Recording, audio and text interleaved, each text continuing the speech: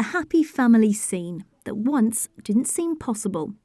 Given just a 3% chance of getting pregnant naturally and suffering the devastation of a miscarriage, Lucy McCormack feared she might never have a family after being diagnosed with polycystic ovary syndrome as a teenager. It was only really when I started trying for a family that it became that much more real and that much more difficult to deal with, because I felt like every time it wasn't happening, and every time I had a setback in terms of being referred to the wrong hospital or being told there wasn't funding or whatever, I was just really angry that I had the condition and why couldn't I be normal.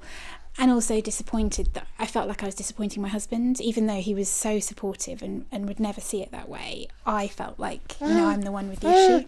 But on the eve of her first IVF treatment, she discovered she'd conceived naturally and, despite a complicated pregnancy, gave birth to a healthy son, Finn. 3 years later, and the couple decided to try again and, after undergoing IVF, welcomed baby Rory to the family.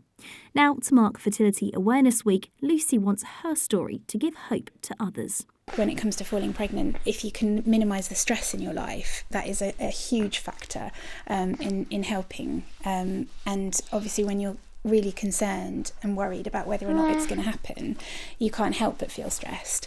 And knowing that we've managed it, it is possible, and I wanted other people to know that it's possible, because, like I said, it gives you a huge boost hearing about success stories, really.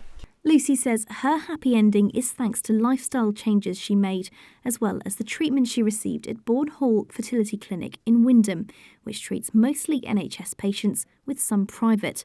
But bosses there say that's changing, as despite figures showing 1 in 6 couples now have problems getting pregnant, funding for treatment is being cut back, with some areas like South Norfolk removing it altogether.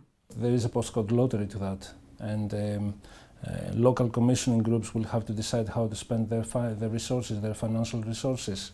I think overall the tendency is to restrict the funding, and that means that fertility service providers like Bourne Hall need to adapt and to be able to provide cost-effective solutions to couples who end up paying for their treatments. So the future holds a lot of uncertainty for many families in Norfolk, but for the McCormacks, theirs will be busy taking care of not one, but 2 little miracles.